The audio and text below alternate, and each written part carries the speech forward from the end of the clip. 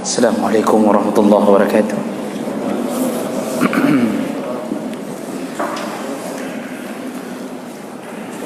Innal hamdalillah nasta'inuhu wa nastaghfiruh wa na'udzu bihi min shururi anfusina wa min sayyiati a'malina. May yahdihillahu fala mudilla lahu wa may yudlil fala hadiya lahu. Asyhadu an la ilaha illallah wahdahu la syarika lahu wa asyhadu anna Muhammadan 'abduhu wa rasuluhul karim. Allahumma salli wa sallim ala nabiyyina wa sayyidina al-Mustafa Muhammadin wa ala alihi wa ashabihi ajma'in. Amma ba'd. Rabbi shrah li sadri wa yassir li amri wahlul 'uqdatam min lisani yafqahu qawli.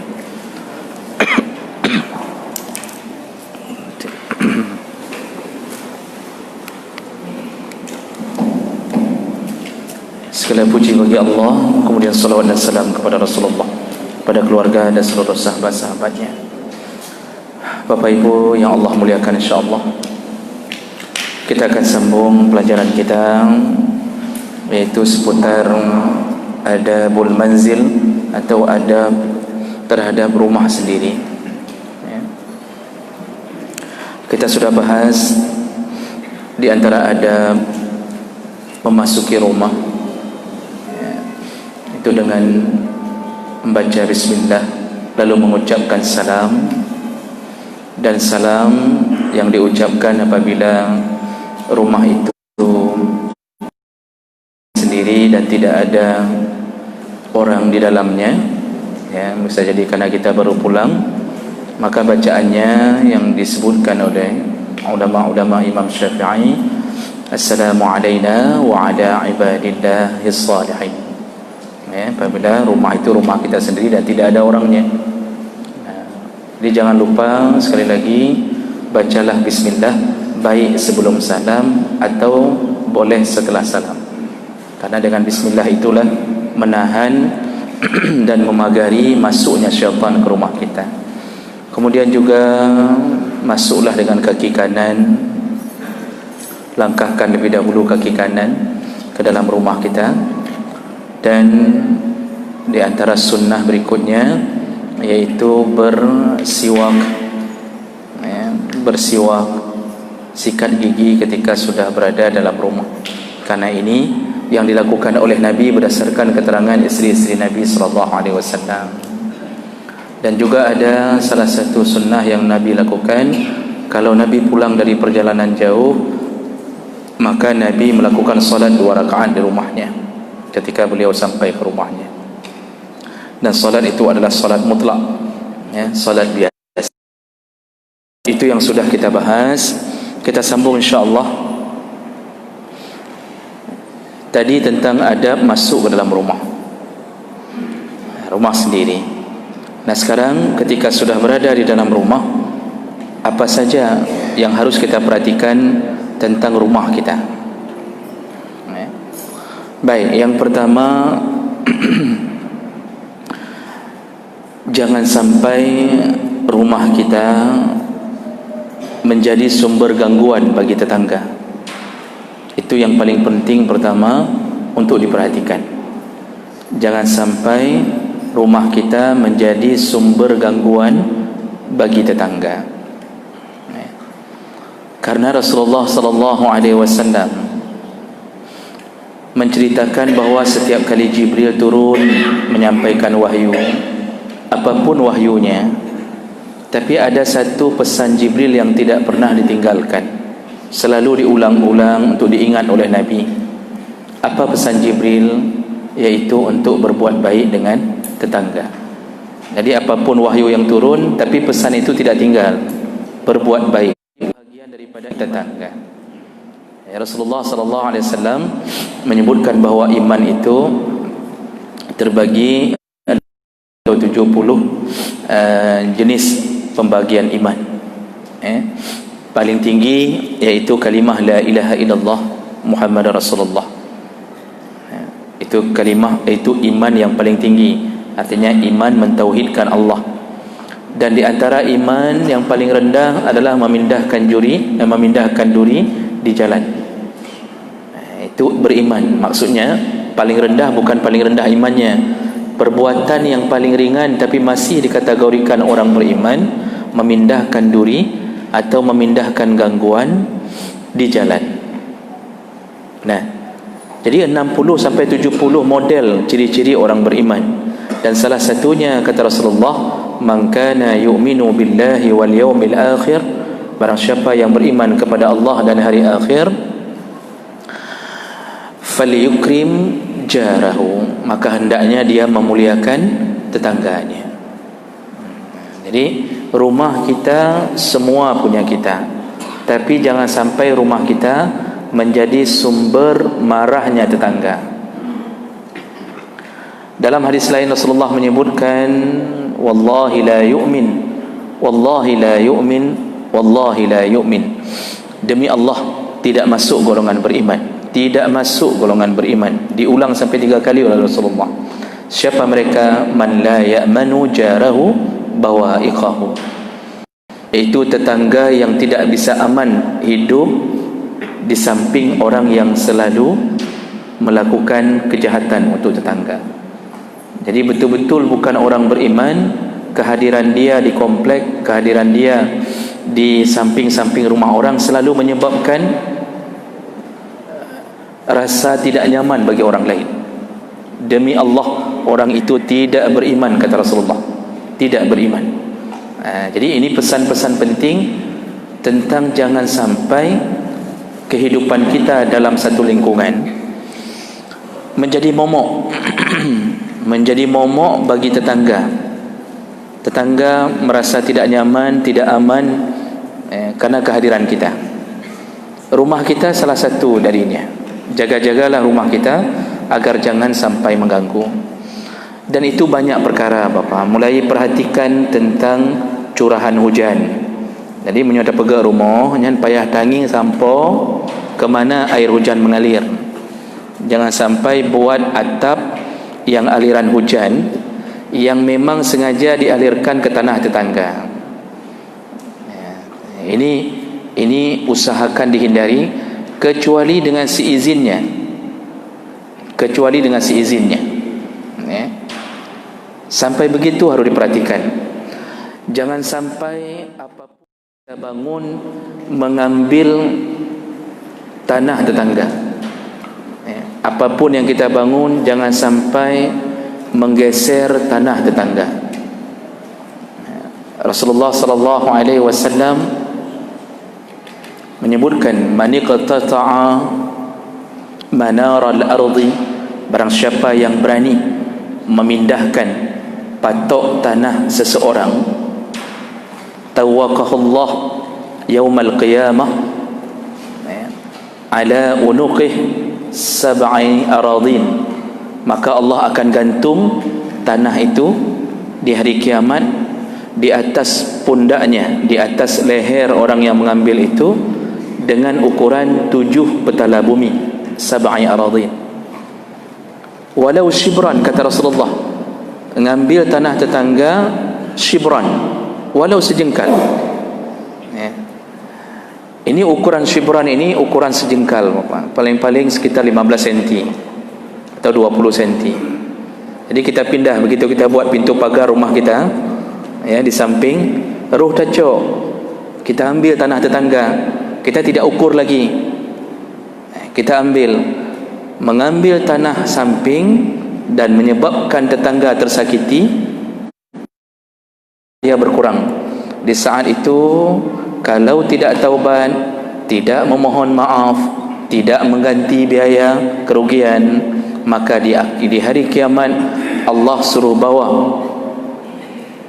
Allah akan buat tanah itu terbawa di atas leher, di atas pundak orang yang mengambil tersebut. Ukurannya bagaimana? Panjang kali lebar kali tinggi.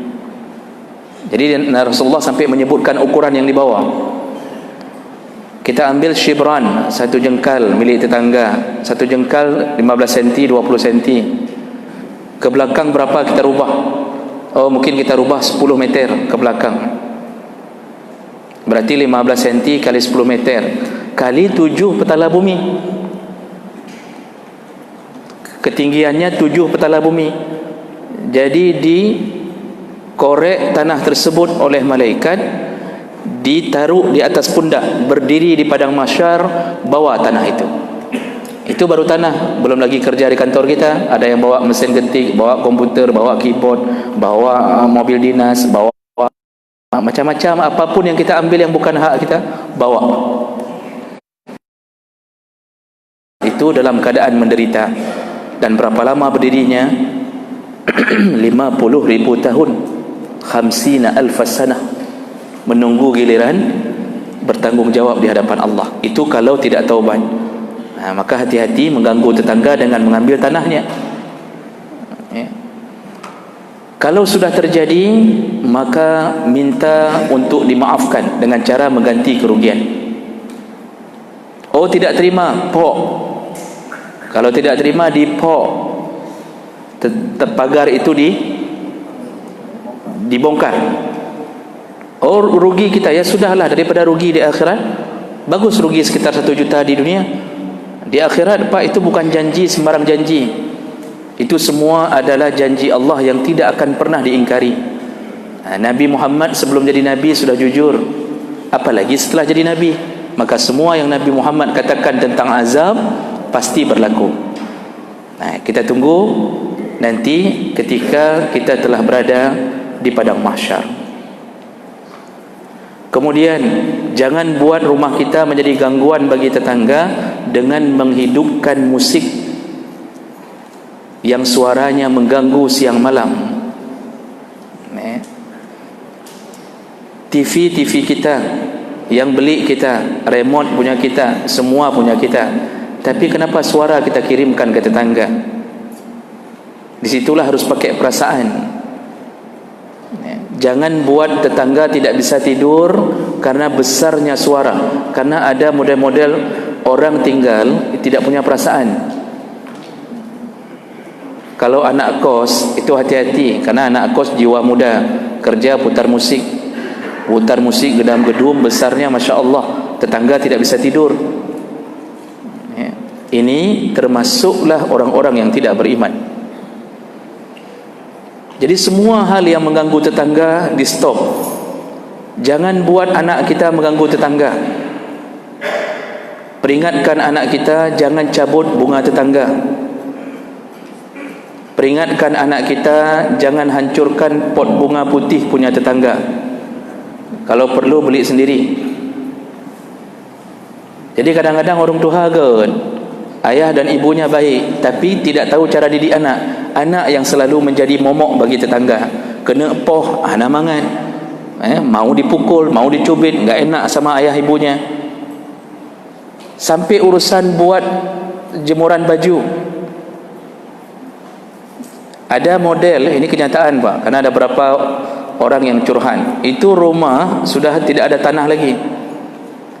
Akhirnya dia kadang-kadang menjemur baju setelah dicuci itu di jemuran tetangga. Jadi karena rumah kita mungkin rumah beli pas-pasan, tanah tidak ada, itu ada yang jemur baju di tempat jemuran tetangga. Kemungkinan tetangga punya luas sedikit. Yang jadi masalah di mana? Kalau diizinkan okey. Yang jadi masalah kadang-kadang walaupun diizinkan, tapi ketika tetangga baru juga selesai mencuci baju, ketika dia mau jemur sudah ada baju punya kita.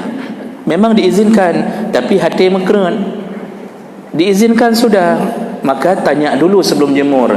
Nana semerah huronyo, ada cuci hari ini? Kalau dia bilang tidak ada, aman, jemur saja. Baru minta izinnya setiap hari, bukan setahun sekali. Dan ini terjadi, Pak. Terjadi gara-gara urusan ini, tetangga sudah mulai merasa tidak nyaman. Dia mau jemur bajunya, sudah ada baju kita di tempat jemuran itu. Mau digeser tidak enak, mau dibuang lebih tidak enak. Tapi enggak di ini baju dia bau, enggak tahu dijemur di mana. Sampai begitu harus diperhatikan. Sampai begitu harus diperhatikan. Jangan sama sekali mengganggu tetangga dengan keberadaan rumah kita. Jadi berlapang-lapanglah. Tetangga pun kadang-kadang Pak, ada tetangga tipenya anjir lebih kurang. Dia yang boleh lebih-lebih saja untuk dia, kurang-kurang nggak bisa. Itu ada juga yang model begitu, sedikit pun nggak boleh. Ini ya sudahlah. Di saat-saat kita begitu, hendaknya kita mengalah, karena yang bukan milik kita tetap bukan milik kita. Jadi jangan sampai kita merasa bahwa kita sah melakukan sesuatu kepada tetangga. Nah, ini yang pertama yang harus dijaga tentang rumah. Jangan sampai rumah kita jangan sampai mengganggu rumah tetangga. Berikutnya, adab berikutnya dengan rumah. Isilah rumah dengan amalan yang menyebabkan ketenangan hati. Buatlah amalan-amalan yang menyebabkan damainya hati dan perasaan di rumah. Rasulullah sallallahu alaihi wasallam menyebutkan dalam hadis riwayat Muslim, la taj'alu buyutakum maqabir. Jangan jadikan rumah-rumahmu seperti kuburan-kuburan, kata Rasulullah. Jangan jadikan rumahmu seperti kuburan. Inna syaitan yanfiru minal baitil ladzi tuqra fihi suratul Baqarah. Syaitan dari rumah-rumah yang dibacakan surat Al-Baqarah. Apa maksud? Nabi pertama mengatakan jangan jadikan rumahmu seperti kuburan. Artinya sepi, ada sedikit rasa mencekam. Kadang-kadang kita ada rasa ketakutan, gelap, suasananya gelap. Jangan jadikan rumah begitu. Dan biasanya rumah yang sudah begitu karena kurangnya amal, jadi tidak bercahaya. Syaitan menguasai. Kalau syaitan sudah menguasai rumah, maka yang terjadi itu bukan penampakan saja, Pak. Penampakan bisa saja terjadi, bisa saja, karena syaitan diberi kuasa oleh Allah untuk menjelma, menampakkan diri, walaupun dia tidak bisa menampakkan diri dalam wujud aslinya, kecuali Nabi yang pernah melihatnya. Allah yang mengatakan itu, innahu yarakum huwa wa qabiluhu min haitsu la tarawnahum. Syaitan dan semua kelompok syaitan bisa melihatmu min haitsu la tarawnahum, tapi engkau tidak akan bisa melihat syaitan. Itu kata Allah. Jadi yang tidak bisa kita lihat apanya? Wujud aslinya. Jadi yang selama ini yang kita lihat, kuntilanak, suster ngesot, dokter berjalan sendiri, yang ini pocong tidak ada kepala, macam model, itu semua jelmaan. Dan syaitan menjelma sesuai dengan memori. Penduduk kampung sudah duluan menciptakan cerita mak lampir, maka syaitan mewujudkan mak lampir itu supaya penduduk kampung semakin taat kepada mak lampir. Nah, rupaji mak lampir. Orang sudah duluan menciptakan cerita bahawa penjaga pantai Laut Selatan, betul, itu bernama Nyi Roro Kidul, betul ya? Kita harus tanya sama temannya Nyi Roro Kidul. Baik. Jadi itu syaitan menjelma menjadi sesuatu yang telah ada dalam memori. Untuk apa? Mewujudkan kesyirikan. Jadi orang percaya yang selama ini cuma dongeng, ada kok. Ujungnya apa? Orang mencoba menghindar dari kebusukan syaitan dengan cara menyembahnya. Kirimkan sesajen, buat ritual, lepaskan sesajen ke laut. Itu semua tipu daya syaitan. Jadi syaitan bisa menampakkan dirinya. Kadang-kadang rumah yang tidak ada bacaan Quran, tidak ada solat sunnah, itu syaitan akan bermain di dalamnya. Makanya kadang-kadang kita ketika tidur mendengarkan suara macam-macam. Ada orang cuci piring sendiri, kita berharap betul-betul dicuci. Subuh tidak ada rupanya, mentang lagi seret pingan. Ini masalah. Kalau dia mau cuci betul-betul, okey. Jadi Sulaiman waktu mau mengangkat singgasana Balqis, kan dia menawarkan siapa yang bisa menghadirkan singgasana Balqis secepatnya ke sini. Siapa yang pertama menawarkan diri? Syaitan, iblis, dari pasukan iblis. Dia mengatakan, wahai Sulaiman, aku mampu mengangkatnya. Engkau berdiri, ini duduk di singgasana, engkau berdiri, duduk kembali. Begitu engkau duduk, singgasana Balqis sudah ada di sini. Itu tawaran dari iblis. Maka iblis mampu. Kalau singgasana Balqis sanggup diangkat begitu, apalagi cuma geser-geser kursi di ruang dapur kita, cuma menghidupkan keran, kai mesu kero keran, kai udip kero. Itu hal yang mampu dilakukan. Jadi itu salah satu metode syaitan menakut-nakuti, supaya kita tidak bangun solat tahajud, supaya kita mendatangi dukun untuk merajah rumah kita. Itu tujuannya ke situ semuanya. Itu jembatan saja tadi itu. Tapi bukan itu sebenarnya yang paling parah.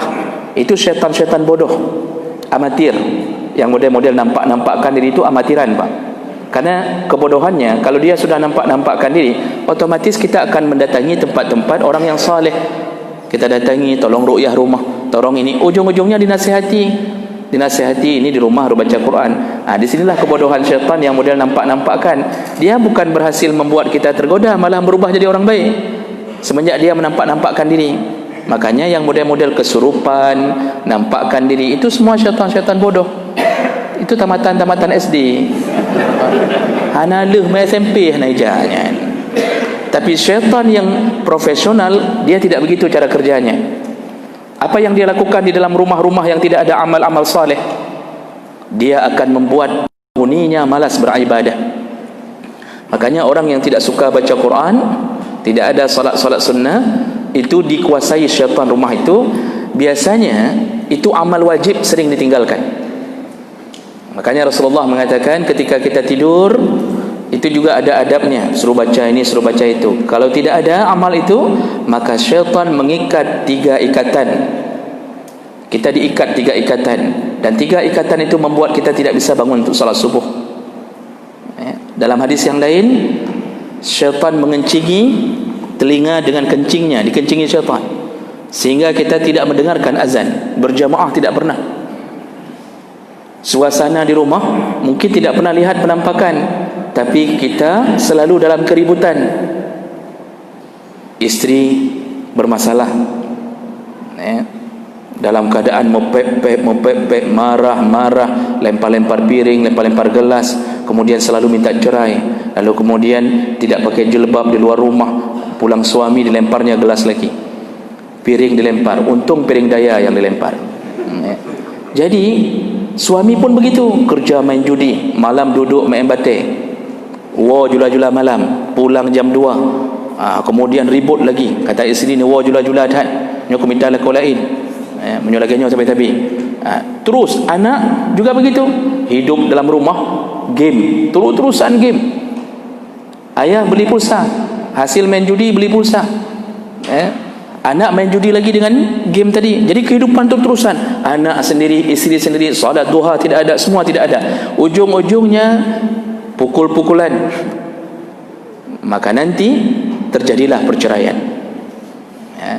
Allah Subhanahu wa taala telah menyebutkan salah satu yang disasar syaitan adalah perceraian. Sangat disukai oleh syaitan kalau orang bercerai. Tentunya bercerai tanpa sebab syar'i. Kalau sudah sebab syar'i tidak mengapa. Misal isteri nusyud, isteri selingkuh, suami selingkuh, yang sifatnya bukan menikah, selingkuh, itu tidak mengapa. Tapi ini hal-hal kecil menjadi besar. Keadaan panas, inilah yang dibuat oleh syaitan. Ujung-ujungnya kita tidak mampu beribadah. Maka Rasulullah menawarkan, mau rumah aman, kalau masuk rumah, baik rumah pertama kali masuk, sewa rumah baru atau tinggal rumah yang baru, maka amalan dari Rasulullah adalah bacakan surat Al-Baqarah.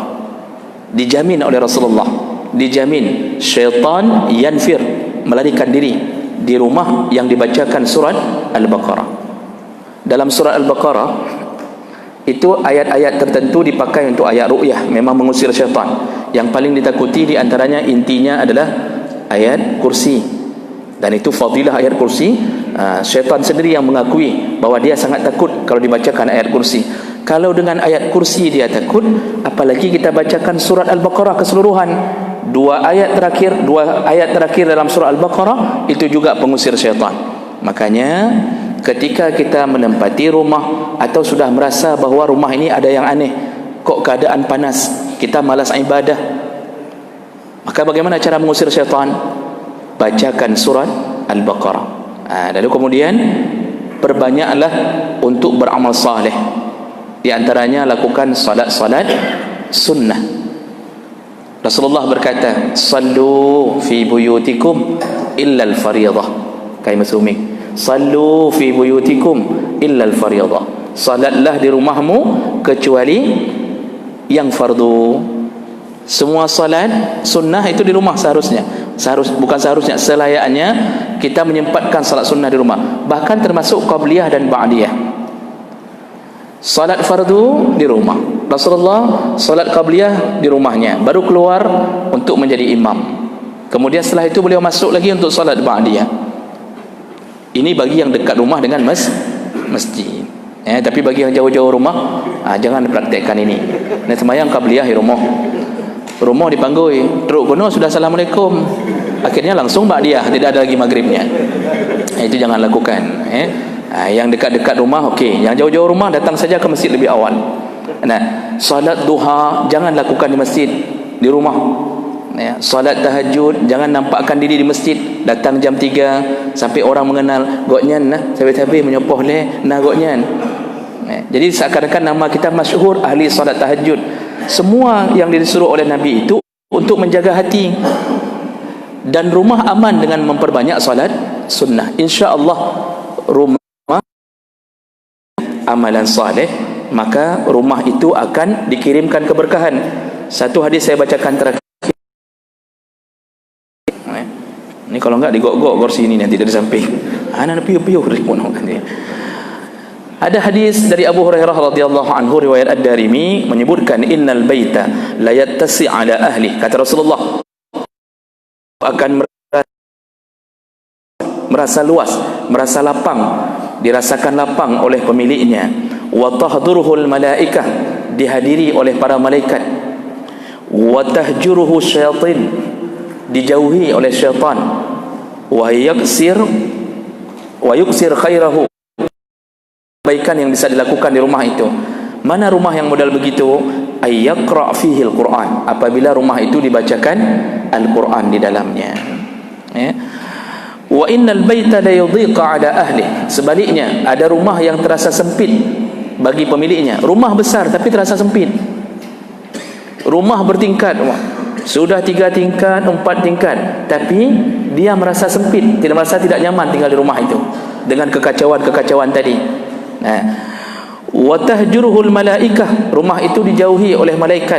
Wa tahdur, syaitan berada dalam rumah tersebut.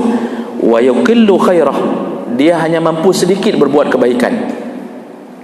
Mana rumah itu? Ala, ketahuilah, kata Rasulullah, rumah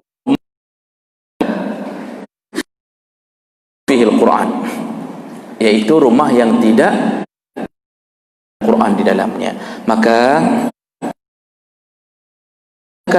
bacalah Al-Quran dengan rutin. Kalau bisa paling kurang 1 hari. Kita kalau sudah hidup dengan Al-Quran, maka Al-Quran pun memberi syafaat nanti di hari kiamat. Baik, saya berhenti dulu di sini. Masih ada beberapa di antaranya, nanti insya-Allah kita sambung kembali. Silahkan kalau ada hal yang ingin ditanyakan. Ya, baik. Ini ada waktu 12 lagi. Insya-Allah mungkin ada yang bertanya. Silakan. Membuang baris itu kan tidak, itu saya sudah pengalaman tadi waktu rumah dan nikah, saya waktu tempuh memberikan baris itu saya larang, tapi tadi dia tak juga karena udah ada mungkin sekejap saja. Ya, baik. Oke, kita berikan kesempatan sama orang lagi untuk bertanya. Ya, silakan. Assalamualaikum warahmatullahi wabarakatuh. Waalaikumsalam.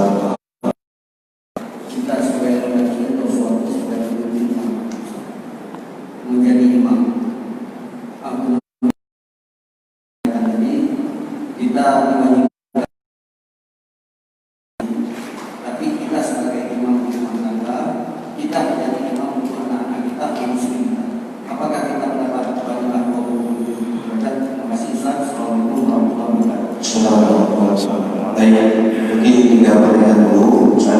Kita jawab dulu sesuai dengan dulu. Kepada yang bersama itu. Benar pertanyaan pun sama. Pertanyaan pun benar. Pertanyaan pertama itu ada mereka di dalam rumah. Baik. Baik, terima kasih banyak atas pertanyaannya. Yang pertama, ini nanti sebenarnya dibahas ke depan, tapi tidak mengapa karena sudah dalam pertanyaan. Di antara adab rumah, benar tidak boleh memelihara di dalam rumah barang-barang yang diharamkan dengan syarat-syarat tertentu. Salah satunya boneka. Jadi kalau dalam bahasa hadis, patung, lukisan dan anjing. Nah, bagaimana dengan boneka? Dalam fatwa-fatwa para ulama, masalah barang-barang ini itu ada 2 syarat baru diharamkan. Yang pertama, berbentuk makhluk hidup. Yang kedua, dimuliakan. Arti dimuliakan, dipajang, ya. Jadi seperti orang mau menjadikannya sembahan. Jadi 2 syarat ini apabila terpenuhi, maka itu perbuatan yang menyebabkan malaikat tidak mau masuk ke dalam rumah. Boneka, kalau bentuknya makhluk hidup, berarti sudah 1 syarat. Tapi tidak dimuliakan, dicampak sana, dicampak sini, adik pukul abang dengan boneka itu, diinjak-injak, dikencingi, dikirimkan ngences ke boneka itu, sampai boneka itu menyesal kenapa berada di rumah kita. Habis je mahamboi dalam rumah dia, sampai terkopek-kopek pak kulitnya. Jadi yang model-model begini tidak mengapa, dibolehkan walaupun boneka itu bentuk makhluk hidup. Boneka anjing, beruang, itu selama tidak dimuliakan, diinjak-injak, pokoknya dijadikan sebagai bahan mainan, tidak mengapa. Tapi kalau seandainya masuk syarat kedua, boneka kita beli, lalu kita pajang, kita muliakan, kita sampuh setiap hari, bersihkan debunya, enggak boleh ada orang pegang, itu sudah masuk kategori yang dilarang. Dan malaikat tidak akan masuk kepada bentuk patung yang dipelihara di dalam rumah. Begitu tentang boneka. Kemudian masalah pesiju. Pesiju ini kalau kita membaca literatur, ada yang menyandarkan ke hadis Ali dan Fatimah ketika menikah. Rasulullah memercikkan air ke Ali dan Fatimah. Silakan Bapak Ibu cek kembali hadis itu. Saya menemukan keterangan dalam beberapa kitab, tidak ada satupun ulama yang mensahihkan hadis itu, yang menghasankan hadis itu. Tapi hampir semua sepakat hadis itu termasuk kategori dhaif. Bahkan ada yang mengatakan dhaif jiddan. Artinya kalau dalam masalah hukum tidak bisa dijadikan sebagai hujah yang kuat. Okey, kalau itu tidak ada yang kuat, ada yang menyandarkan diri dengan tabarruk, mencari keberkahan dari benda-benda yang dan kalimah-kalimah yang dikeluarkan di saat pesiju. Tapi pada intinya yang ingin kita katakan bahawa selama pesiju itu hanya dianggap adat biasa dan tidak menyandarkan tauhid dan keselamatan, maka itu masih ada lowongan untuk dikerjakan. Jadi contohnya begini Pak, kita kadang-kadang menyandarkan tauhid ke situ, menyandarkan akidah kita bermasalah di situ. Kita pesiju rumah, sudah. Lalu kemudian ketika ada orang yang tidak mau pesiju, lalu ketika masuk pencuri, orang mengatakan kepada yang tidak mau pesiju, kan gara-gara anak pesiju, kayak tidak mau pencuri. Jadi itu mulai menyandarkan semua kejadian di atas pesiju. Di saat itu pesiju bermasalah. Tapi kalau hanya sekedar kakek adat biasa, sementara sekedar ritual-ritual biasa saja, tidak membuat, kalau ditanya orang, nyo jut dah tinggal, jut ada masalah, dah pebut jut ada masalah, ne tinggal jut, ne pebut bih jut. Jadi dianggap hanya sebagai ritual biasa saja, tidak disandarkan ke urusan-urusan akidah dan hati agama, maka masih ada lowongan untuk bisa dilaksanakan. Cuma kalau ragu-ragu, takut terjerumus hati, maka sebaiknya tinggalkan. Kalau takut terjerumusnya hati ke dalam urusan itu. Jadi dalam hadis yang lumayan panjang, Rasulullah sallallahu alaihi wasallam menyebutkan ada 3 kelompok yang masuk surga tanpa hisab. Tidak ada azab, tidak ada hisab. Salah satunya adalah yang tidak pernah melakukan at-tuyur, at-tayr, iaitu menyandarkan diri pada nasib. Jadi kalau orang jahiliyah dulu kepada burung, jadi dia melakukan ritual melihat burung dulu. Begitu-begitu menyandar-nyandarkan diri kepada sesuatu. Sebaiknya kalau memang tidak bisa memilah, tinggalkan. Kalau masih bisa memilah, pokoknya jangan sampai merasa na urang jak haji hana bertiju, lalu sakit, lalu kita bilang gara-gara hana bertiju, nya bermasalahnya kalimatnya. Baik. Jadi paling bagus apa? Cukup. Paling bagus itu, walaupun itu dilakukan, jangan tinggalkan petunjuk Nabi. Bacalah surat Al-Baqarah. Jadi begitu masuk rumah baru, baca surat Al-Baqarah. Dan itu tidak mesti sekali pukul, Pak. Tidak mesti harus sekali habis. Itu 2 juz lebih, 2 juz 4 halaman, 6 halaman. Itu enggak bisa dihabiskan sekaligus. Kita pindah barang, lalu kemudian kita ambil Quran, Pak jangan pindah barang, Pak jangan baca Quran. Jadi dia yang penting mulai saja, bisa habis dalam seminggu, silahkan. Bisa habis dalam seminggu, silahkan. Itu syaitan melarikan diri dari rumah itu. Baik. Kemudian satu lagi yang ketiga tentang kita berimam di rumah, apakah dapat pahala 27 darajat? Saya mendapatkan keterangan tentang siapa yang mendapatkan pahala 27 derajat di dalam kitab Fiqh Islami wa Adillatuh yang dikarang oleh Wahbah Zuhaili, salah satu imam besar di Syria bermazhab Syafi'i. Disebutkan bahawa dalam pandangan 4 mazhab yang mendapatkan pahala 27 derajat iaitu mereka yang salat berjamaah bersama imam, walaupun dia hanya sempat mendapatkan salam pertama imam. Jadi ketika dia datang, dia sempat duduk salam pertama imam. Tapi dia dapat ikut bersama imam. Artinya walaupun dia harus menambahi 4 rakaat lagi, tapi dihitung bersama imam. Ini menunjukkan bahawa, tapi yang paling bagus dalam kitab itu disebutkan yang bisa bertakbiratul ihram bersama imam, itu yang sempurna 27. Sedangkan yang bisa bersama imam tapi masbuk, para ulama mengatakan bisa jadi dikurangi Allah di bawah 27. Tapi tetap bersama imam. Tetap bersama imam. Jadi yang dapat takbiratul ihram sempurna. Yang di bawah-bawah tersebut bisa jadi tidak sampai 27, 26,99, 99, 999, bisa jadi begitu. Yang merempat 25, tergantung. Sudah. Kalau itu disyaratkan semuanya bersama imam, dan itu dilakukan di dalam masjid, di tempat azan dikumandangkan, karena itu perbuatan Nabi. Nabi tidak pernah mencontohkan mengimami salat wajib kepada isteri-isterinya. Maka Rasulullah mengatakan, sallu kama ra'aitumuni usalli, lihatlah bagaimana aku salat. Termasuklah pahala 27 apabila yang laki-laki pergi ke masjid baru bergerak yang 27 itu. Kalau datang duduk menjadi imam di rumahnya, itu tidak masuk kategori orang-orang yang mendapatkan 27, kecuali uzur, baru dapat. Bagaimana uzur? Hujan lebat, enggak bisa ke masjid, atau sakit, dia lalu jadi imam bagi isterinya. Kalau uzur, maka dihitung seperti dia ke masjid. Syaratnya dia selama ini sebelum uzur itu datang memang ahli masjid. Tapi kalau dari lahir pun hantam jak masjid, jangan merempok cik. Jadi jangan fikirkan sakit dong merempok. Kalau sakit anak kerja cik, itu tidak dapat juga.